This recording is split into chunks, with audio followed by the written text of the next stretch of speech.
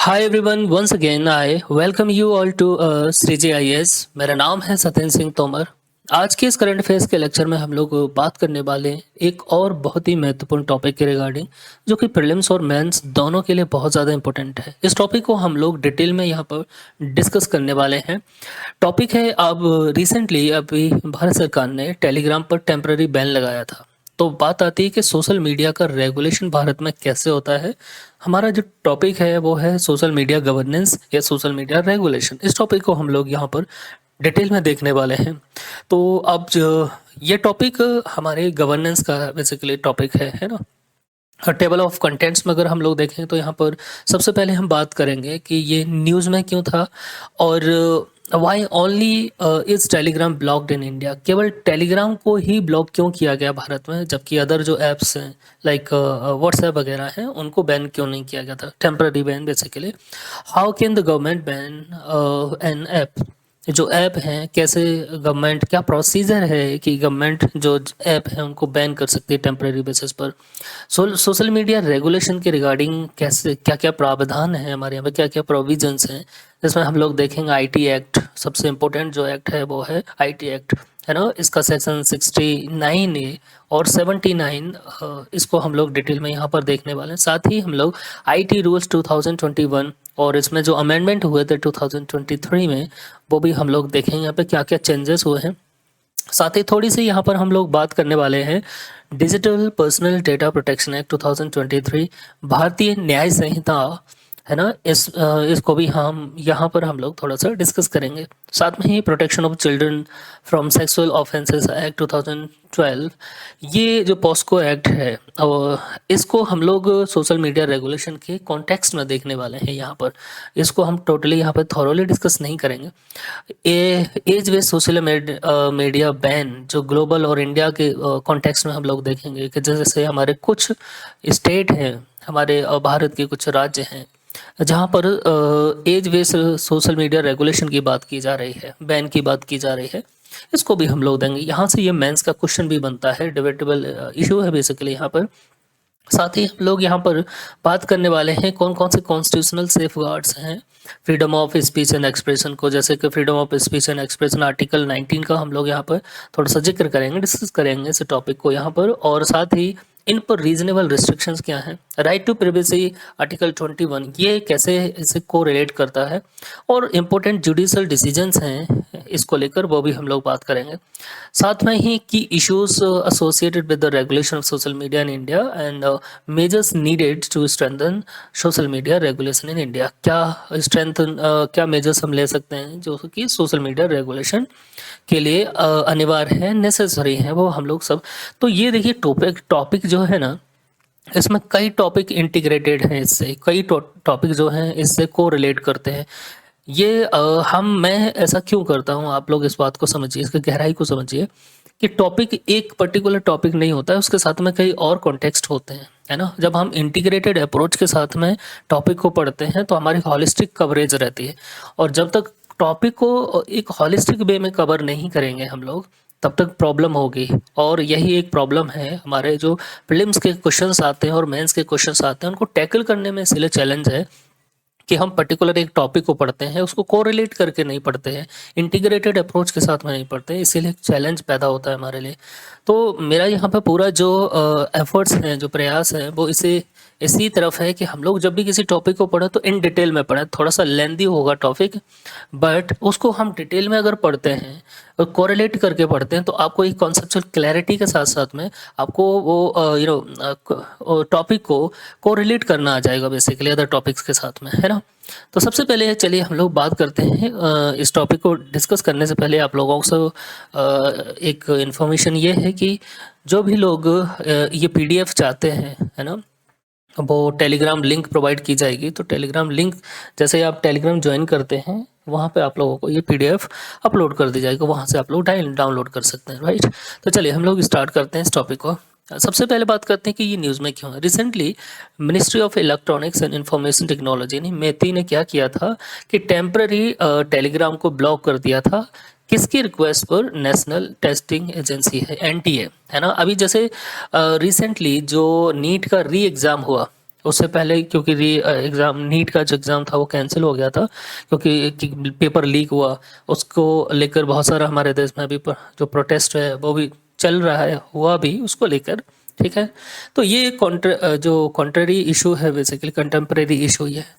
तो यहाँ पर क्या किया, ये नेशनल टेस्टिंग एजेंसी है एनटीए, इसने रिक्वेस्ट की मैती से कि टेलीग्राम को टेम्पररी बेसिस पर ब्लॉक किया जाए, क्योंकि यहाँ से ये पेपर लीक की कुछ बहुत सारी पॉसिबिलिटीज़ हैं।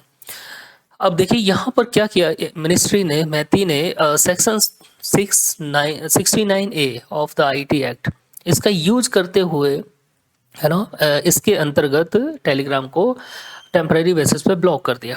टेलीग्राम ये जाता है दिल्ली हाई कोर्ट में, और वहाँ पे इस जो सरकार का जो एक्शन था टेलीग्राम ब्लॉक करने का, इसको वहाँ पर जाके उन्होंने क्या किया, इसके विरुद्ध अपील की।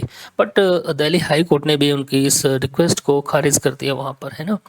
तो सरकार के पक्ष में वो बेसिकली डिसीजन आता है।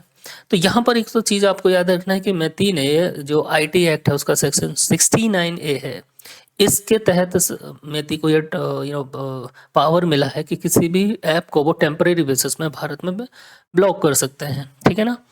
अब यहाँ पर साथ ही एक और रिक्वेस्ट की थी मिनिस्ट्री ने कि आपका जो मैसेज एडिटिंग फीचर है, इसको आप 30 तारीख तक क्या कर दीजिए, इसको प्लेटफॉर्म पर इसको पोस्ट कर दीजिए, बेसिकली पोस्ट कर दीजिए, जिससे कि कुछ ऐसा ना हो कि कोई मैसेज भेजता है तो उसको, जैसे टेलीग्राम पे आप देखेंगे कि मैसेज एडिटिंग फीचर दिखाई देता है। इसमें क्या होगा कि जो भी मैसेज भेजता है वो उसको एडिट कर सकता है, और जिस दिन उसको एडिट करता है उस दिन की वो डेट शो करता है। तो ये अपने में प्रॉब्लमेटिक, एग्जैक्टली पता नहीं चलता कि ये कितना पुराना है। सरकार ने यही किया, बोला कि उससे रिक्वेस्ट की टेलीग्राम से कि भाई टेलीग्राम कंपनी से कि भाई आप इसको क्या करना है, जो आपका मैसेज एडिटिंग फंक्शन है इसको आप 30 तारीख तक ब्लॉक कर दो। उन्होंने ऐसा इसको चैलेंज कर दिया हाई कोर्ट में, बट हाई कोर्ट से सरकार के पक्ष में ये फैसला जाता है। तो ये देखिए यहाँ पर स्टैंडर्ड मैसेज डिलीवरी, इसको कोई इशू नहीं था यहाँ पर, है ना। मैसेज एडिट फंक्शन जो है इसको ब्लॉक करने की बात की थी सरकार ने, बट यहाँ पर उसने क्या किया कि सरकार के इस डायरेक्शन को मानने से मना कर दिया। तो अल्टीमेटली सरकार को फिर क्या किया, सरकार ने इसको टेम्परेरी बेसिस पे ब्लॉक कर दिया, और इसी को चैलेंज किया गया था हाई कोर्ट में, और हाई कोर्ट से टेलीग्राम को मायूसी मिली वैसे। अब देखिए यहाँ पर हम टेलीग्राम के बारे में हम बात करते हैं कि टेलीग्राम पर ही ब्लॉक, क्योंकि एक डार्क वेब की तरह टेलीग्राम बेसिकली टेलीग्राम का यूज़ होता है। आजकल देखेंगे टेलीग्राम का जितना दुरुपयोग हो रहा है वो हर तरीके से, कि नेशनल सिक्योरिटी के लिए भी एक बहुत बड़ा प्रॉब्लम है, ये सोसाइटी के लिए एक प्रॉब्लम है, यूथ के लिए भी प्रॉब्लम है, और उसके फ़ायदे भी हैं, ऐसा नहीं है। तो सबसे बड़ा प्रॉब्लम ये है, टेलीग्राम बहुत जल्दी हैक हो जाता है ना। ये भारत में अगर टेलीग्राम की यूजर्स की हम बात करें तो 150 मिलियन यूजर्स हैं भारत में, जो कि किसी भी देश से कहीं ज़्यादा है। जैसे व्हाट्सएप के यूजर्स देखें तो कुछ लोग बोलते हैं 500 मिलियन यूजर्स हैं भारत में, कुछ लोग बोलते हैं 800 मिलियन। तो इसके 500 से 800 मिलियन जो यूजर्स हैं व्हाट्सएप के, ऐसे ही टेलीग्राम के भी 150 मिलियन यूजर्स हैं भारत में। और यहाँ पर एनटीए की रिक्वेस्ट थी कि भाई टेलीग्राम को टेम्परेरी बेसिस पे जो मैसेज एडिटिंग जो फीचर है उसको थोड़ा सा ब्लॉक कर दिया जाए 30 तारीख तक का, बट उसने मानने से मना कर दिया था। ये प्रॉब्लम थी यहाँ पर, है ना। अदर जो प्लेटफॉर्म्स है जो डायरेक्शन दिया सरकार की तरफ से, और वो उन्होंने उसको माना उसको और अप्लाई भी किया, बट टेलीग्राम ने मानने से मना कर दिया, इसलिए उसको ब्लॉक कर दिया गया। अब हम बात करते हैं यहाँ पर, क्वेश्चन ये है कि how is social media regulated India. Social media जो है प्लेटफॉर्म्स हैं, जैसे कि व्हाट्सएप है, टेलीग्राम है, यूट्यूब है, या अदर जो प्लेटफॉर्म्स हैं फेसबुक वगैरह है ना, इंस्टाग्राम वगैरह, इनको कैसे, या एक्स है, इनको कैसे रेगुलेट किया जाता है भारत में, इसके रेगुलेशन के रिगार्डिंग क्या मैकेनिज्म है भारत में, है ना। यहाँ पे क्या है कि गवर्नमेंट ने बहुत सारे वेरियस इनिशिएटिव्स लिए हैं गवर्नमेंट ने for effective regulation of social media platforms. सबसे पहले हम बात करते हैं content blocking mechanism in India, कि कंटेंट जो होता है उसको कैसे ब्लॉक किया जाता है, राइट। तो यहाँ पे कंटेंट ब्लॉकिंग मैकेनिज्म की बात करें तो यहाँ पे सबसे एक इम्पोर्टेंट एक्ट है आईटी एक्ट 2000, यानी इंफॉर्मेशन टेक्नोलॉजी एक्ट है, ये 2002 का एक्ट है। यहीं से सरकार को एक लीगल पावर मिलता है कि किसी भी वेबसाइट को, किसी भी ऐप को, किसी भी ऑनलाइन कंटेंट को गवर्नमेंट ब्लॉक कर सकती है। यानी इंफॉर्मेशन टेक्नोलॉजी एक्ट 2000 के अंतर्गत भारत सरकार को यह अधिकार है, ये पावर मिला हुआ है कि वो किसी भी वेबसाइट को, किसी भी ऐप को, किसी भी ऑनलाइन कंटेंट को ब्लॉक कर सकती है, परमानेंट और टेम्पररी। जैसे बहुत सारे चाइनीज़ ऐप को भारत सरकार ने ब्लॉक कर दिया था, है ना? बहुत सारे अभी भी चाइनीज़ ऐप भारत में ब्लॉक हैं, इसी इंफॉर्मेशन टेक्नोलॉजी एक्ट के अंतर्गत। अब यहाँ पर जो two parallel there are two parallel content blocking mechanism in India. यहाँ पर 2 सेक्शन हैं इसके, जिनके अंतर्गत इनको बेसिकली ब्लॉक किया जाता है ना? तो यहाँ पर two parallel content blocking mechanism दिखाई देता है। सबसे पहले हम बात करते हैं under section 69A of the IT act. यानी आईटी एक्ट का जो सेक्शन 69 है ए है, इस सेक्शन के अंतर्गत government can direct intermediaries to block of public access to information when it is necessary in the interest of. देखिए, इस सेक्शन के अंतर्गत गवर्नमेंट क्या करती है, जो इंटरमीडियरीज प्लेटफॉर्म्स हैं, यानी एक यूजर है, यूजर के बीच में जो इंटरमीडियरीज प्लेटफॉर्म है, एक है भाई कंटेंट डालने वाला व्यक्ति, जैसे मैं वीडियो बना रहा हूँ, है ना? और ये यूट्यूब पे, तो मैं क्या हो गया यहाँ पर भाई, कंटेंट मेकर हो गया, ठीक है ना? कंटेंट अपलोड करने वाला व्यक्ति हो गया। और जो प्लेटफॉर्म्स हैं वो इंटरमीडिएट्स के रूप में प्ले करते हैं, रोल प्ले करते हैं।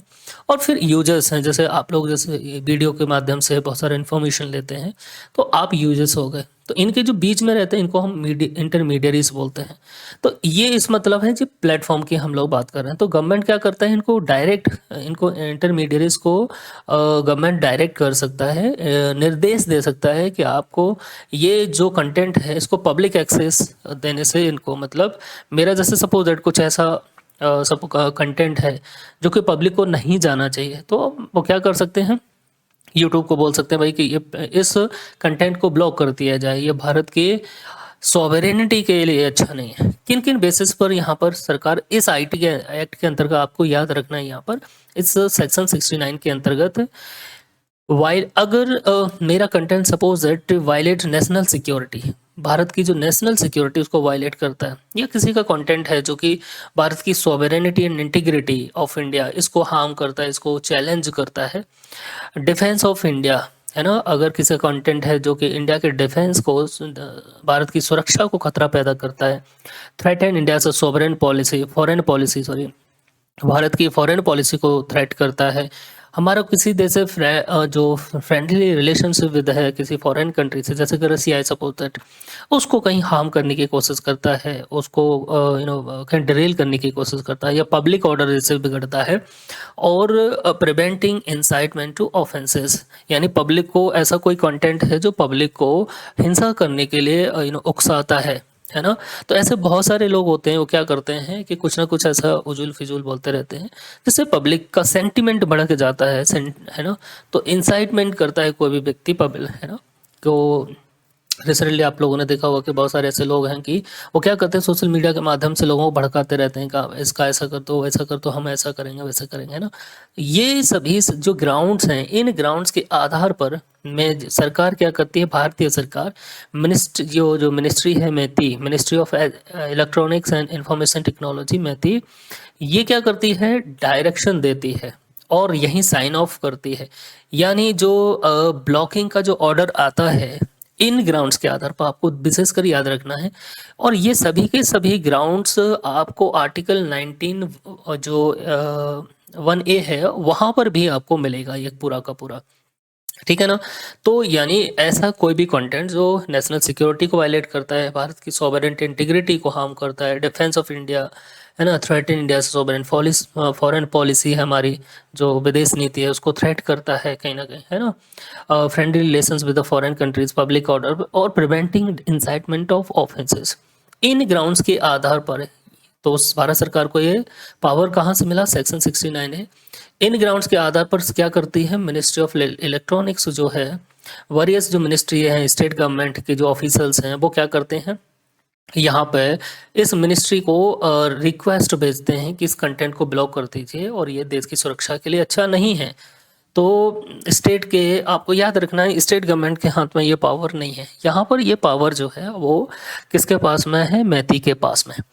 जैसे कि मध्य प्रदेश का जो मध्य प्रदेश सरकार है और उनको कुछ ऐसा दिखता है ऑनलाइन, कुछ भी किसी भी प्लेटफॉर्म पर, सोशल मीडिया प्लेटफॉर्म पर, तो वो रिक्वेस्ट करते हैं, क्या करेंगे वहाँ पर मैती को रिक्वेस्ट भेज देंगे कि इस कंटेंट को ब्लॉक करने के लिए ऑर्डर जारी किया जाए।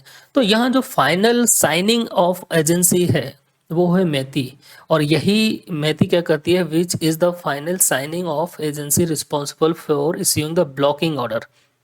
ठीक है ना? तो ये जो ब्लॉकिंग ऑर्डर मतलब किसी भी कंटेंट को ब्लॉक करने के लिए जो ऑर्डर इशू करती है वो फाइनल अथॉरिटी कौन है? मैती। जैसे एनटीए ने रिक्वेस्ट की थी मैती से कि 2 दिन के लिए टेलीग्राम को टेम्पररी बेसिस पे ब्लॉक कर दिया जाए। तो यहाँ से उन्होंने रिक्वेस्ट भेजी मैती को, मैती ने क्या कहते हैं ब्लॉकिंग ऑर्डर यहाँ से जारी कर दिया, इशू कर दिया था, और यही इसको फाइनल साइनिंग ऑफ एजेंसी बोलते हैं।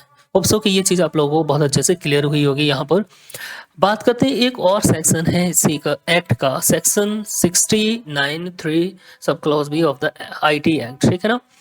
इस एक्ट के अंदर क्या होता है? Other mechanism works under section 79(3)(b of the IT Act, under which various ministries have been directly empowered to issue blocking orders to online platforms, most commonly through the Home Ministry led सहयोग portal.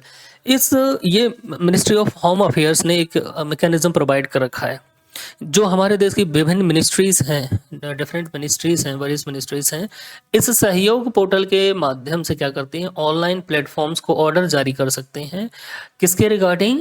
जो content है उसको block करने के regarding. यानी अब देखिए, एक है जनरल स्पेसिफिक, ठीक है ना, जिसमें मैती केवल मैती के इशू जो डायरेक्शन है वो बेसिकली जारी होते हैं, और एक है कि जो किसी मिनिस्ट्री है, सपोज फाइनेंस मिनिस्ट्री है या फॉरेन मिनिस्ट्री, या फॉरेन मिनिस्ट्री को ऐसा कोई कंटेंट लगता है तो वो क्या करती है? उसको ब्लॉकिंग करने के लिए, ब्लॉक करने के लिए इस सहयोग पोर्टल के माध्यम से, ऑनलाइन प्लेटफॉर्म के माध्यम से ऑर्डर जारी कर सकती हैं, ब्लॉकिंग ऑर्डर जारी कर सकती हैं, है ना? ये एम्पावर करता है अदर मिनिस्ट्रीज को।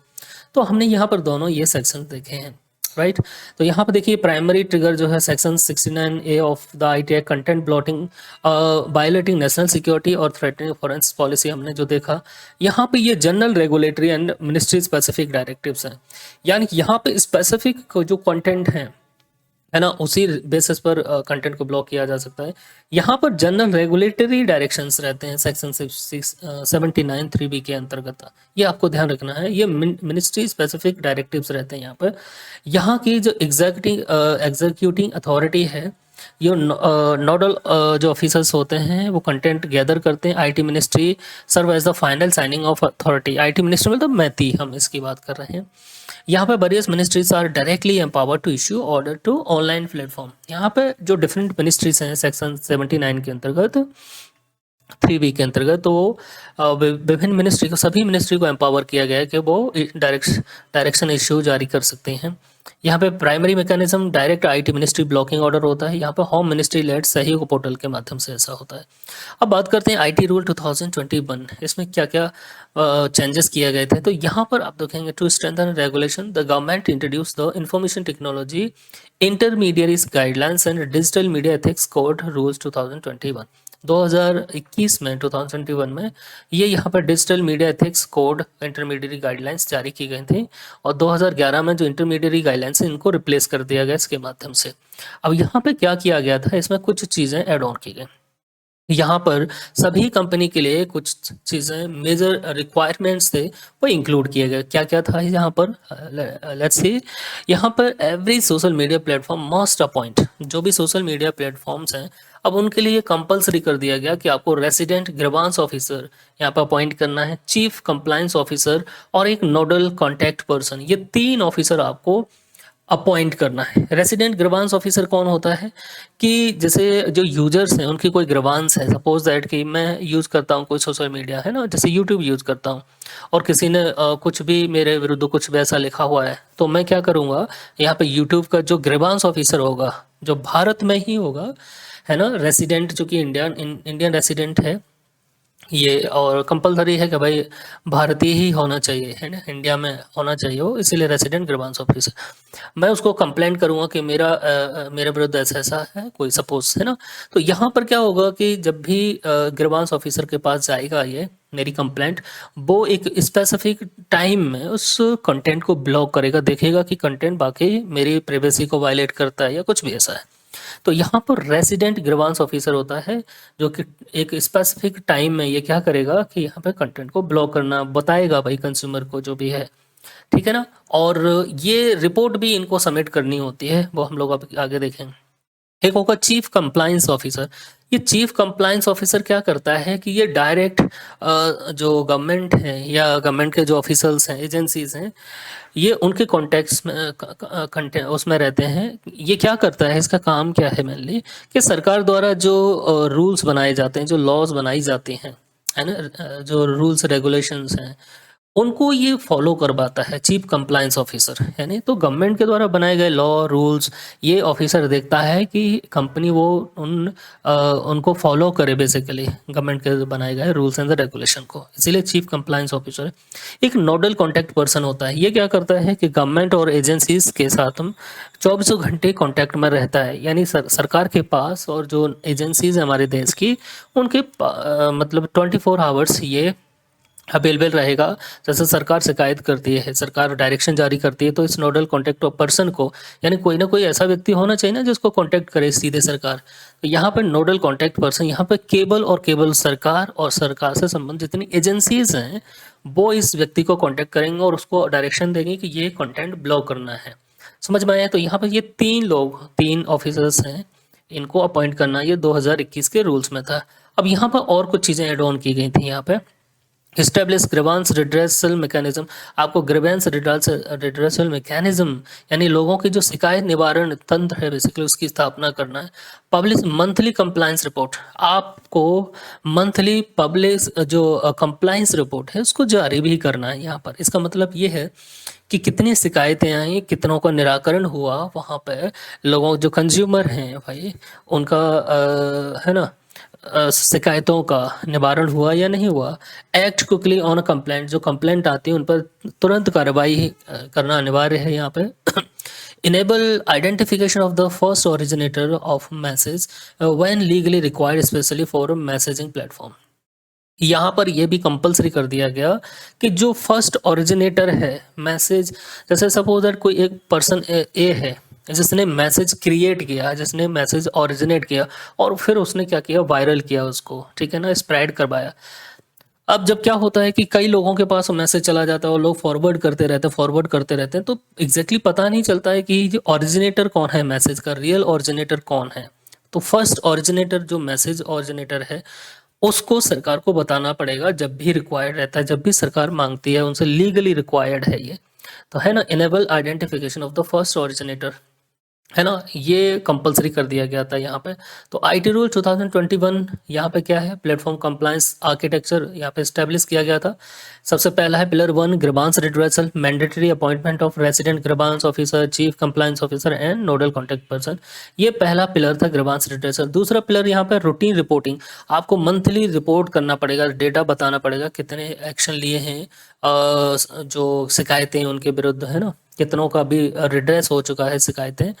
यहाँ थर्ड प्लेस है मैसेज ट्रेसेबिलिटी। ये 3 मैकेनिज्म यहाँ पे 2021 का 2021 का जो आईटी रूल्स है, तो यहाँ पे देखने को मिलेगा। यानी थर्ड मैसेज ट्रेसेबिलिटी, आप लोगों को बताया था कि आपको ये बताना पड़ेगा, ये मैंडेटरी है ना, wait appoint resident grievance officer, ये सब कुछ है यहाँ पर, ठीक है ना। यहाँ पर मैंने बोला ना कि यहाँ पे जो मैसेज का जो रियल ओरिजिनेटर है उसको भी बताना अनिवार्य है यहाँ पर। अब अगर ये सपोज दैट कंपनी ऐसा करने से मना करते हैं या फेल हो जाती हैं, ठीक है ना, कि ये जो मैंडेटरी गाइडलाइंस सरकार ने जैसे ये जारी की थी, है ना, pillar 1 grievance redressal, routine reporting और मैसेज ट्रेसेबिलिटी, मना कर दे, सपोज दैट कि व्हाट्सएप ये बोल दे, मना कर दे सरकार से कि नहीं, जो फर्स्ट ओरिजिनेटर है हम उसका एड्रेस नहीं बताएंगे, पता नहीं बताया, आईपी एड्रेस जो है वो नहीं बताएंगे कि किसने मैसेज ट्रेस किया। तो इनको एक प्रोटेक्शन मिला होता है यहाँ पर सेक्शन 79 के अंतर्गत, जो इंफॉर्मेशन टेक्नोलॉजी एक्ट है 2000 का, उसमें इनको एक सेफ हार्बर प्रोटेक्शन मिला हुआ है, ठीक है?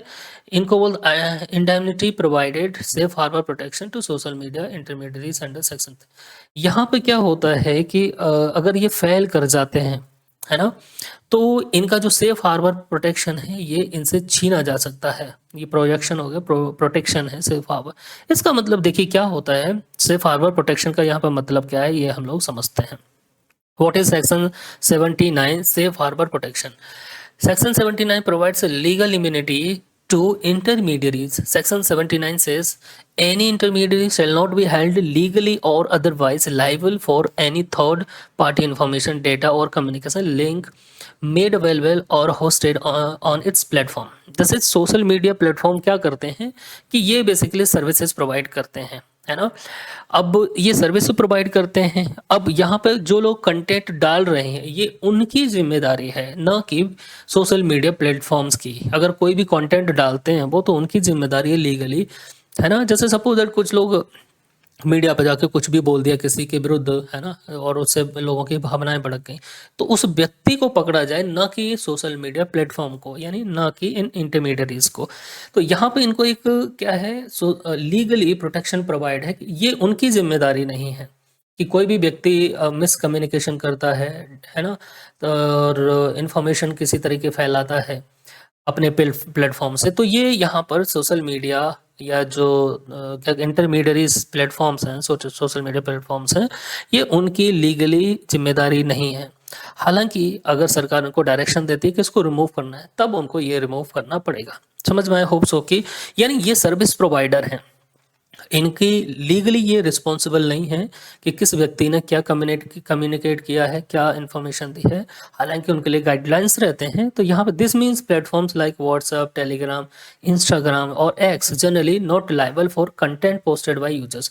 जो कंटेंट यूजर्स ने पोस्ट किया उसके लिए वो लीगली जनरली नॉट लाइबल होते हैं, यानी वो जिम्मेदार नहीं होते हैं। जैसे सपोज दैट कि मैं यूट्यूब पे वीडियो बना कर डाल रहा हूँ, तो ये मेरे द्वारा पोस्ट किया गया कंटेंट है, ना कि सोशल मीडिया जो प्लेटफॉर्म है यूट्यूब उसके द्वारा। तो उसकी यहाँ पे लीगली कोई भी जिम्मेदारी नहीं बनती है, रिस्पॉन्सिबल नहीं होगा। वो एक्शन होगा तो किसी पर्टिकुलर मेरे व्यक्ति होगा किसी प्लेटफॉर्म के लिए। अगर ये जो प्लेटफॉर्म है ये रिस्पॉन्सिबल कब होते हैं, अगर ये उस जो कंटेंट है उसको मॉडिफाई करते हैं, है ना। ये एक तो डू नॉट क्रिएट और मॉडिफाई द कंटेंट, इनके लिए कुछ डायरेक्शंस हैं।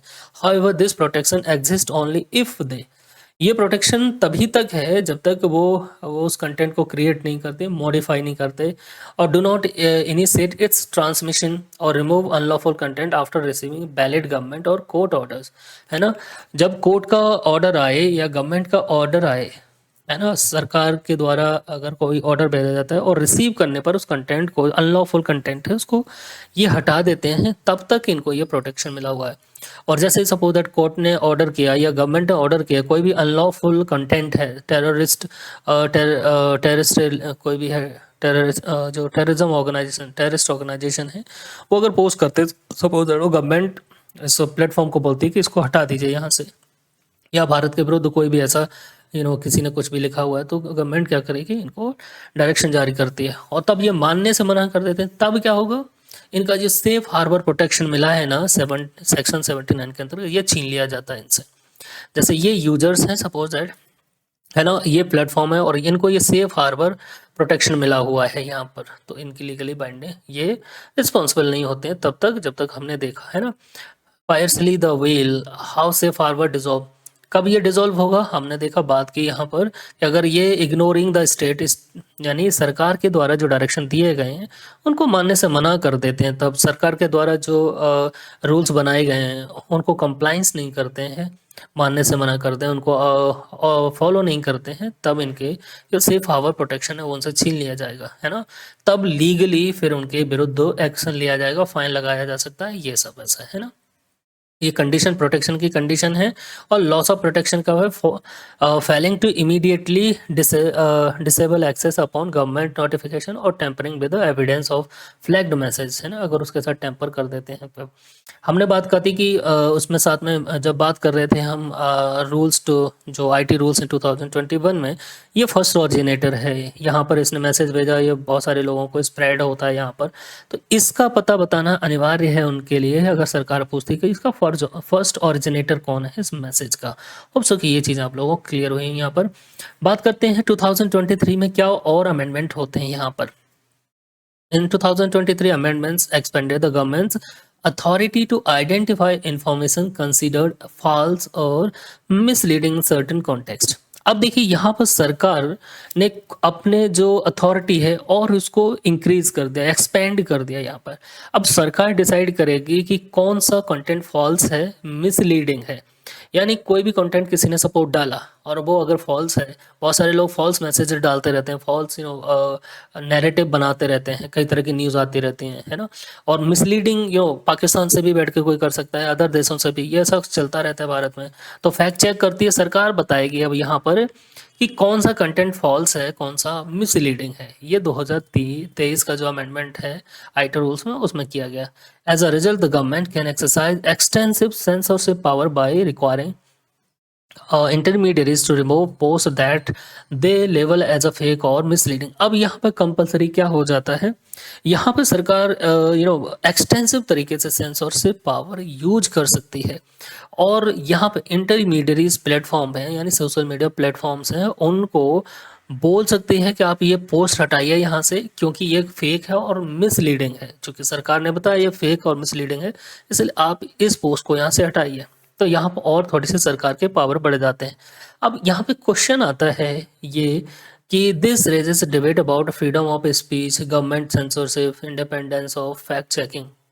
अब देखिए यहाँ पर क्वेश्चन आता है कि गवर्नमेंट तो किसी को भी, सपोज दैट कि कोई गवर्नमेंट को क्रिटिसाइज करता है, किसी पर्टिकुलर मिनिस्टर को क्रिटिसाइज करता है, जैसे धर्मेंद्र प्रधान जी को क्रिटिसाइज किया जा रहा है, या एथेनॉल ब्लेंडिंग को लेकर अभी जो नितिन गडकरी जी हैं उनको क्रिटिसाइज किया जा रहा है। बहुत सारे लोग क्या कर रहे हैं वहाँ पे कई तरह की इन्फॉर्मेशन शेयर कर रहे हैं, कुछ भी। तो गवर्नमेंट को लगता है ये फॉल्स है, मिसलीडिंग है, तो गवर्नमेंट क्या करती है, उस टॉपिक को ही वहाँ से हटवा देगी, है ना, सोशल मीडिया प्लेटफॉर्म को डायरेक्ट करके। तो यहाँ पे अब इशू आता है फ्रीडम ऑफ स्पीच फिर कहाँ रही, गवर्नमेंट का सेंसरशिप बढ़ती चली जा रही है, और जो फैक्ट चेकिंग जो रहती है वो इंडिपेंडेंट तरीके से हो, गवर्नमेंट के द्वारा ना हो, गवर्नमेंट अथॉरिटेटिव ना बने, ऐसा ये कुछ कंसर्न्स हैं यहाँ पर, ये देखने को मिलता है, ठीक है ना। The issue has also attracted judicial scrutiny. अब यहाँ पर फिर केस जाता है कोर्ट में, ये स्टार्ट होता है यहाँ पर। अब 2023 से अमेंडमेंट शिफ्टिंग द बैलेंस। अब ये अमेंडमेंट जो है वो क्या है, बैलेंस जो था उसको शिफ्ट करना चालू कर। शिफ्ट क्या होता है यहाँ पर, the shift government granted itself the authority to independently determine what information is considered false. अब ये देखने को मिला इस 2023 के माध्यम से कि गवर्नमेंट ने अपने आप को ये अथॉरिटी ग्रांट कर दी है कि वो होल मालिक है। अब वो खुद ये डिसाइड करेगी, डिटरमाइन करेगी कि कौन सी इंफॉर्मेशन फॉल्स है ना। इसको डिटरमाइन अब कौन करेगा, गवर्नमेंट।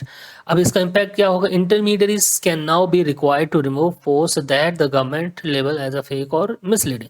अब ये जो इंटरमीडियरीज प्लेटफॉर्म्स हैं, सोशल मीडिया प्लेटफॉर्म्स हैं, उनके लिए अनिवार्य हो जाता है कि जिस न्यूज़ को, जिस कंटेंट को सरकार ने फेक और मिसलीडिंग एज लेवल लगा दिया, उसको उनको हटाना अनिवार्य हो जाता है, रिमूव करना अनिवार्य हो जाता है। रिजल्ट क्या होगा, significant expansion of executive censorship powers, altering the fundamental dynamic between platforms and the state.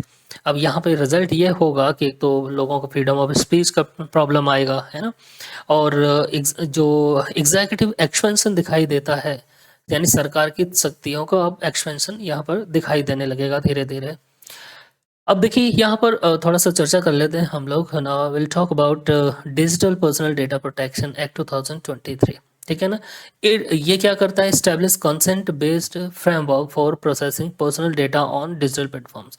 देखिए इसके माध्यम से क्या किया गया कि जो बच्चे हैं, अब सपोज दैट 15-16 से ईयर के बच्चे, 15 से 16 साल के जो बच्चे हैं, अगर वो किसी प्लेटफॉर्म, सोशल मीडिया प्लेटफॉर्म को यूज़ करते हैं, तो वहाँ पेरेंट्स की अनुमति अनिवार्य कर दी गई है कि पेरेंट्स की कंसेंट बहुत ज़रूरी है। बिना उनकी पेरेंट्स की कंसेंट को उस डेटा को कहीं यूज नहीं कर सकते, मिसलीड नहीं कर सकते, कहीं यूज नहीं किया जा सकता, है ना, पर जो पर्सनल डेटा है उनके तरह। हालांकि इसको लेकर जितनी भी प्लेटफॉर्म्स हैं, सोशल मीडिया प्लेटफॉर्म्स हैं, और ये जाती हैं सुप्रीम कोर्ट वगैरह में भी, है ना, तो इसको चैलेंज किया जाता है, वो हम कभी फिर डिस्कस करेंगे। तो digital personal data protection act ये बहुत ज़्यादा इंपॉर्टेंट एक्ट है, इसको हमको डिटेल में पढ़ना है। जब आप लोग कहेंगे तो हम इसको डिटेल में ये चारों जो एक्ट्स हैं इनको डिटेल में पढ़ेंगे। इसके प्रोविजंस जानना हमारे लिए बहुत ज़्यादा ज़रूरी है। Introduce data protection board for enforcement and penalties. इसके अंतर्गत क्या होगा, एक डेटा प्रोटेक्शन बोर्ड इस्टेब्लिश किया जाएगा जो इसको एनफोर्स करेगा इस एक्ट को, और पेनल्टीज भी लगाएगा अगर वो यहाँ कंप्लाइंस मानने से मना करते हैं कोई भी, तो है ना। अब बात करें भारतीय न्याय संहिता 2023। भारतीय न्याय संहिता में क्या है, penalises offences such as obscenity, defamation, sexual harassment and hate speech online. कोई भी व्यक्ति जो ऑब्सैनिटी फैलाता है, वल्गैरिटी फैलाता है प्लेटफॉर्म्स पर, डेफेमेशन किसी के विरुद्ध, डिफेम ऐसा कोई भी स्टेटमेंट देता है जो किसी कम्युनिटी, किसी व्यक्ति को डिफेम करता है, जैसे प्रधानमंत्री मोदी को डिफेम करने की कोशिश करे, सपोज दैट, है ना, अब्यूजिव लैंग्वेज यूज करे, है ना, ऐसा, और सेक्सुअल हैरेसमेंट या हेट स्पीच इनको फैलाता है, तो वो उसको यहाँ पर पेनलाइज किया जाएगा, है ना। किसके तहत, भारतीय न्याय संहिता 2023 के अंतर्गत।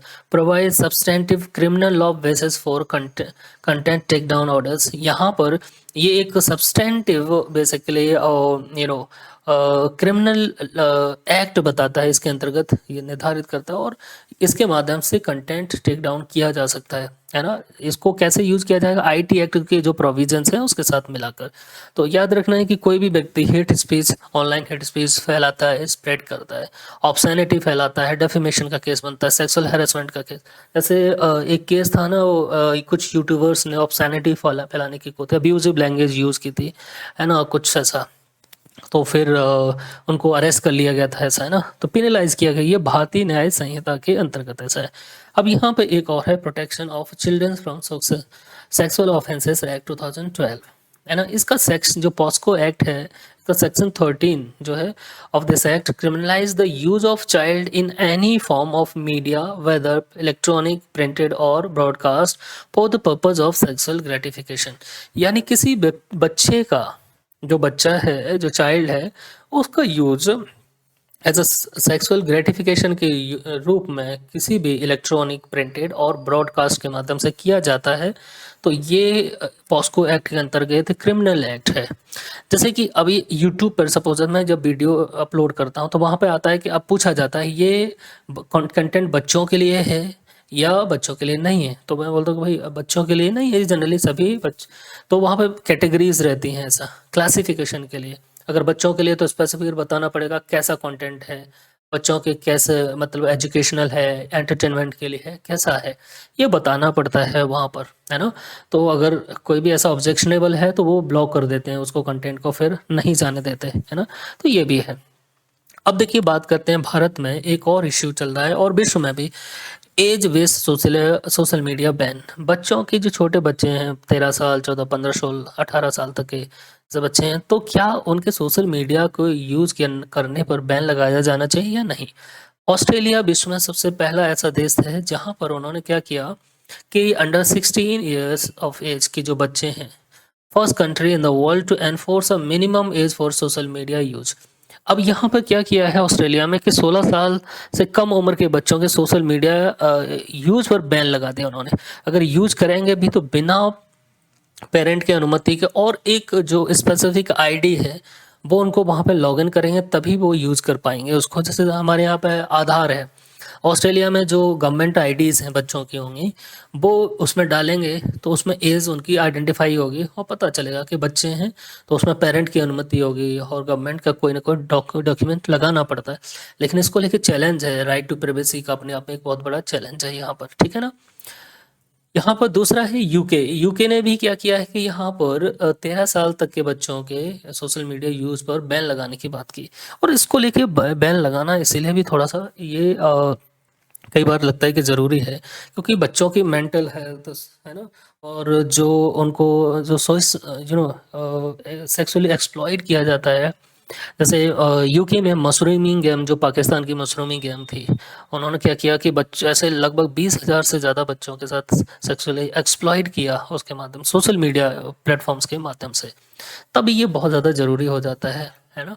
तो यहाँ पर जो the global shift towards digital child protection, बच्चों के चाइल्ड प्रोटेक्शन के लिए, उनकी मेंटल हेल्थ ना बिगड़े, है ना, इन सभी से, और प्रोटेक्ट करने के लिए अब यहाँ पे जो डिजिटल मीडिया है उसको रेगुलेट करने की बात की जा रही है ना? अब भारत में भी कुछ ऐसे स्टेट्स हैं जैसे कि हमारे इकोनॉमिक सर्वे है 2025-26 में, वहाँ पे सरकार से ये रिक्वेस्ट की गई यहाँ पे कि implement age based limits for social media uses for children and digital ads targeted at them. ठीक है ना? यानी यहाँ पे जो इकोनॉमिक सर्वे आया 2025-26 का, यहाँ पे सरकार से ये रिक्वेस्ट की जाती है या सरकार को सजेस्ट किया जाता है कि भारत में भी एज बेस्ड लिमिट ये बेसिकली इम्प्लीमेंट किया जाए सोशल मीडिया यूजेस पे, बच्चों के सोशल मीडिया यूजेस पर, है ना? और ऐसे ऐड जो बच्चों को टारगेट करके बनाए जाते हैं उनको रेगुलेट करना बहुत ज़रूरी है, क्योंकि इसमें यहाँ पे survey recommendation stemmed from larger concern surrounding digital addiction among young users. जो बच्चे हैं उनको क्या होता जा रहा है, धीरे धीरे डिजिटल एडिक्शन होता चला जा रहा है। इसीलिए इस सर्वे में ये रिक्वेस्ट ये या रिकमेंड किया गया है कि गवर्नमेंट ऐसा इम्प्लीमेंट करे एज बेस्ड लिमिट बच्चों के लिए। और पेरेंट्स के लिए भी ये एक चिंता का कारण है कि बच्चों के पास ये सोशल मीडिया जितने भी हैं छोटे छोटे बच्चे हैं वो यूज़ करते हैं और कहीं ना कहीं उनका एक्सप्लॉयटेशन होता है। अब यहाँ पे कर्नाटका सबसे पहला स्टेट है, has proposed restriction social media use for children below 16 years. जो 16 साल से कम उम्र के बच्चे हैं उनके सोशल मीडिया यूज़ पर रिस्ट्रिक्शन लगाने की बात की जाए, प्रपोज किया ये कर्नाटक सरकार। आंध्र प्रदेश सरकार ने भी कि 13 साल से कम उम्र के बच्चे हैं उनके सोशल मीडिया यूज़ को रिस्ट्रिक्शन के लिए यहाँ पे ऐसा कंसीडर कर रही है। ठीक है ना? अब देखिए यहाँ पे कॉन्स्टिट्यूशन सेफगार्ड्स की अगर हम बात करते हैं तो freedom of speech and expression जो आर्टिकल 19(1) जो सब क्लॉज ए है, वहाँ पे क्या है कि constitution of India guarantees every citizen the fundamental right to freedom of speech and expression, है ना? तो यहाँ पर सभी को भाई अपनी बोलने की, अभिव्यक्ति करने की आज़ादी है और ये हमारा फंडामेंटल राइट है और ये राइट हमें संविधान ने दिया है आर्टिकल 19(1) के तहत। ठीक है ना? अब इसके माध्यम से लोग क्या कर सकते हैं भाई, फ्रीडम ऑफ स्पीच एक्सप्रेशन का मतलब है कि सोशल मीडिया के माध्यम से लोग भाई एक्सप्रेस कैसे करेंगे, सोशल मीडिया का यूज करके। This protection extend to expression through a social media also, है ना? कि सोशल मीडिया का यूज़ करके भाई जैसे कि शेयरिंग ओपिनियन एंड इन्फॉर्मेशन। अब लोग अपनी किसी के दिमाग में कुछ भी आता है तो वो भाई अब उसका खुद का ओपिनियन है सरकार की किसी पॉलिसी के लिए ना। जैसे देखेंगे आप लोग बहुत सारे क्या करते हैं, सरकार के पक्ष में कुछ बोलते हैं, कुछ न्यूट्रल लोग होते हैं, कुछ सरकार को क्रिटिसाइज कर दे रहे हैं हर किसी चीज़ को लेकर, अपना अपना क्या कर रहे हैं वो ओपिनियन शेयर कर रहे हैं, यानी अपनी चीज़ों को एक्सप्रेस कर रहे हैं, अपने थॉट्स को एक्सप्रेस कर रहे हैं, इन्फॉर्मेशन शेयर कर रहे हैं। ठीक है ना? और पॉलिटिकल क्रिटिसिज्म जैसे सरकार की किसी नीति का क्रिटिसाइज कर सकते हैं, किसी पॉलिटिकल फिगर है उसको क्रिटिसाइज कर सकते हैं। आर्टिस्टिक एंड क्रिएटिव एक्सप्रेशन है, मीडिया के थ्रू ही तो हो रहा है कि बहुत सारे लोग जो आर्टिस्ट हैं, न्यू आर्टिस्ट हैं, उनको वैसा प्लेटफॉर्म नहीं मिलता तो सोशल मीडिया के माध्यम से वो अपनी आर्टिस्टिक जो चीज़ें हैं उनके पास में उनको एक्सप्रेस कर सकते हैं। क्रिएटिव एक्सप्रेशंस हैं, पार्टिसिपेशन इन पब्लिक डिबेट, और पब्लिक डिबेट में पार्टिसिपेट कर सकते हैं। तो ये कैसे हो रहा है, सोशल मीडिया के माध्यम से। और ये सभी के सभी प्रोटेक्शन कहाँ दिया गया है, हमारा जो आर्टिकल, संविधान का आर्टिकल है 19(1) सब क्लॉज ए है, उसमें अंतर्गत रीजनेबल रिस्ट्रिक्शंस भी हैं इसके ऊपर कि आप सोशल मीडिया पर कुछ भी नहीं बोल सकते, खासकर ऐसी चीज़ें जो देश की सॉवरेनिटी, इंटीग्रिटी, भारत की जो सॉवरेनिटी है, इंटीग्रिटी को कहीं ना कहीं हार्म करती हैं, उसके इंटरेस्ट के विरुद्ध हैं, है ना? सिक्योरिटी ऑफ स्टेट, राज्य की सिक्योरिटी के विरुद्ध है, friendly relationship with the foreign state, public order को कहीं डिस्टर्ब करती हैं, डिसेंसी और मॉरलिटी, ये शब्द आपको याद रखना है यहाँ पर। डिसेंसी और मॉरलिटी आपको बचा के रखना, ऑब्सैनिटी नहीं फैला सकते आप समाज में। कंटेम्प्ट ऑफ कोर्ट, आप कोर्ट को कंटेम्प्ट नहीं कर सकते, ऐसा नहीं कि अब्यूजिव लैंग्वेज में आपको सपोज दैट कोई सुप्रीम कोर्ट का कोई ऑर्डर है, अगर अच्छा नहीं लगा तो आप क्रिटिसाइज कर सकते हैं, बट वो अब्यूजिव लैंग्वेज में ना हो, तो ये कंटेम्प्ट ऑफ कोर्ट का केस बनता है। डेफेमेशन का केस, डिफेम ना करें किसी को, इंसाइटमेंट टू एन ऑफेंस के लिए किसी को उकसाएं ना, है ना? इन आधारों पर आपको रीजनेबल रिस्ट्रिक्शन लगाया गया है freedom of speech and expression, यानी सोशल मीडिया का यूज भी आप कुछ रिस्ट्रिक्शन के साथ ही यूज कर सकते हैं, है ना? ये है। Any restriction must have a legal authority and safety constitutional standard developed by the court. ठीक है, अब यहाँ पे बात करते हैं right to privacy under article 21। Right to privacy has been recognised as a fundamental right under article 21। तो हमारे जो राइट टू प्राइवेसी है, निजता का जो अधिकार है, ये हमारा फंडामेंटल राइट आर्टिकल 21 के अंतर्गत ये इसको प्रोवाइड किया गया, रिकॉग्नाइज किया गया। This protects users against arbitrary intrusion into the personal data and online communication subject to lawful limitation. अब यहाँ पर देखिए, ये lawful limitation, subject to lawful limitation है, आप कुछ भी नहीं बोल सकते हैं, लेकिन हाँ आपके डेटा के साथ में, आपके मैसेजेस के साथ में कोई छेड़छाड़ी सरकार इंट्रूड नहीं कर सकती है ना। जैसे कि व्हाट्सएप पे देखें, एंड टू एंड एनक्रिप्शन है, आप किसी के साथ क्या मैसेज भेज रहे हैं, जनरली सरकार उसको देख नहीं सकती है। लेकिन जब बात राष्ट्र की सुरक्षा की हो, नेशनल सिक्योरिटी की हो, तब सरकार उसमें इंटरफेयर कर सकती है ना। ऐसा नहीं कि व्हाट्सएप पे आप कुछ भी इलीगली कुछ भी चल रहा है, किसी को अब्यूज़ कर रहे हैं, ये सब नहीं रहेगा, तब आपके लिए वो प्रॉब्लम बनती है। यहाँ पर अब बात करते हैं हम इम्पोर्टेंट जुडिशियल डिसीजन इसके रिगार्डिंग, है ना। Shreya Singhal versus Union of India, ये देखिए केसेस आपको याद रखना है यहाँ पर, क्योंकि यहाँ पे क्वेश्चन इस तरीके से बनते हैं कि यहाँ पर कोर्ट के जो इनिशिएटिव या कोर्ट के जो रूलिंग्स रही हैं, उनके माध्यम से हमने कैसे इसको और स्ट्रेंथन किया है। सबसे पहला केस आता है Shreya Singhal versus Union of India.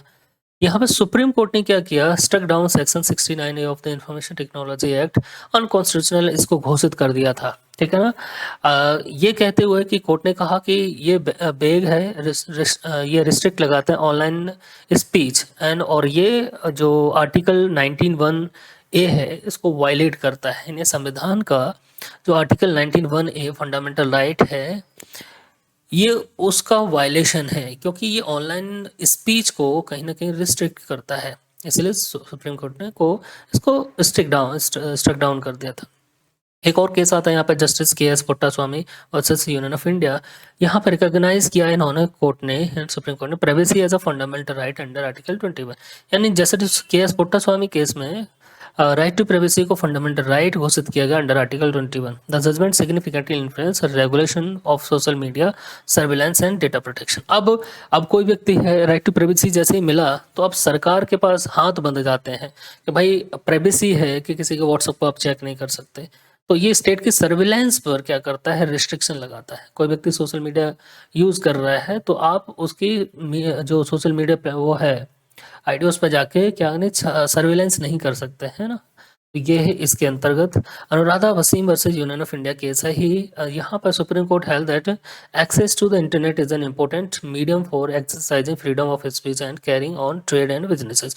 यहाँ पे इंटरनेट एक्सेस ये क्या है कि अपनी जो फ्रीडम ऑफ स्पीच है, इसको एक्सप्रेस करने का एक माध्यम है, इसलिए right to use internet is a fundamental right. हम ये आपको याद रखना। और सूत्र यहाँ पर दूसरा है कि कुछ लोग इंटरनेट के माध्यम से ही यूज़ करके, सोशल प्लेटफॉर्म का यूज़ करके ही बहुत सारा बिजनेस और ट्रेड करते हैं, है ना। तो ये अनुराधा वसीम केस था, यहाँ पर सुप्रीम कोर्ट ने इसको बेसिकली ऐसा डिक्लेयर किया, restrictions on internet access must satisfy the test of legality, necessity and proportionality. यहाँ पर सुप्रीम कोर्ट ने बोला कि अगर आप इंटरनेट के एक्सेस पर बैन लगाते हैं, है ना, रिस्ट्रिक्शन लगाते हैं, तो आपको ये बताना पड़ेगा कि ये लीगली है, नेसेसरी है और प्रोपोर्शनली ये सही है, ये आपको बताना पड़ेगा। अब यहाँ पर देखिए बात करते हैं की issues associated with the regulation of social media in India. क्या इश्यूज हैं यहाँ पर, very fast take down orders, ठीक है ना। तो सबसे बड़ा जो चैलेंज है वो ये है कि very fast take down orders रहते हैं, यानी प्लेटफॉर्म्स में have to remove content within a few hours leaving the little time to verify fact. अब जैसे सरकार का डायरेक्शन आया, उनको तुरंत उसको हटाना पड़ता है, और उनके पास ये टाइम नहीं रहता कि वो वेरीफाई कर सकते हैं उन फैक्ट को सही है या गलत है, ठीक है ना। तो this can lead to removal of genuine opinion along the illegal content. इसमें क्या होता है कि जो जेन्युइन ओपिनियंस होते हैं उनको भी रिमूव करना पड़ जाता है ना, और इलीगल कंटेंट के साथ में। तो ये एक चैलेंज है यहाँ पर। अब यहाँ पे दूसरा एक और चैलेंज है, problem with AI based content moderation. अब देखिए एआई बेस्ड जो कंटेंट मॉडरेशन चल रहा है, क्या है ना, कि किसी भी कंटेंट को मॉडरेट कर दिया जाएगा, बदल दिया जाएगा, तो उसको लेकर भी एक चैलेंज है। AI can not properly understand satire, humour, irony और एकेडमिक डिस्कशन। एआई बेसिकली समझ नहीं पाता है कि ये सटायर है, ह्यूमर है, आयरनी है या फिर एकेडमिक डिस्कशन है ना? इसको प्रॉपर्ली समझ नहीं पाता। एज अ रिजल्ट क्या होता है, जेन्युइन कंटेंट में भी रॉन्गली रिमूव्ड। तो जो जेन्युइन कंटेंट होता है उसको भी रिमूव कर दिया जाता है। Automated monitoring access the risk of excess censorship. जो ऑटोमेटेड मॉनिटरिंग एक्सेस इंक्रीज हो रहा है धीरे धीरे, ये क्या करता है, एक्सेसिव सेंसरशिप का जो रिस्क है उसको बढ़ा देता है। गवर्नमेंट कंट्रोल फैक्ट चेकिंग, ठीक है ना? गवर्नमेंट अब चाहती है कि उनके द्वारा ही फैक्ट चेकिंग हो, जो हम बताएं वही फॉल्स, वही मिसलीडिंग है, उसको हटाना पड़ेगा ऐसा। ये भी अपने आप में एक चैलेंज है।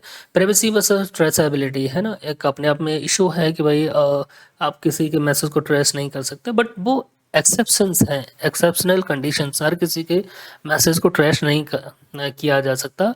जब सरकार को लगता है कि हाँ ये कुछ गड़बड़ गतिविधियां चल रही हैं ऐसी, है ना, तो सरकार क्या करे, ट्रेसेबिलिटी के लिए बोल सकती है। High compliance cost for startups, जो स्टार्टअप्स होते हैं, नई नई कंपनीज होते हैं, उनके लिए एक थोड़ा सा सरदर्द है, क्योंकि हाई कंप्लायंस कॉस्ट पड़ती है उनको। स्मॉल इंडियन स्टार्टअप्स में struggle to meet requirements like resident grievance officer, 24/7 nodal officer और एआई मॉडरेशन सिस्टम।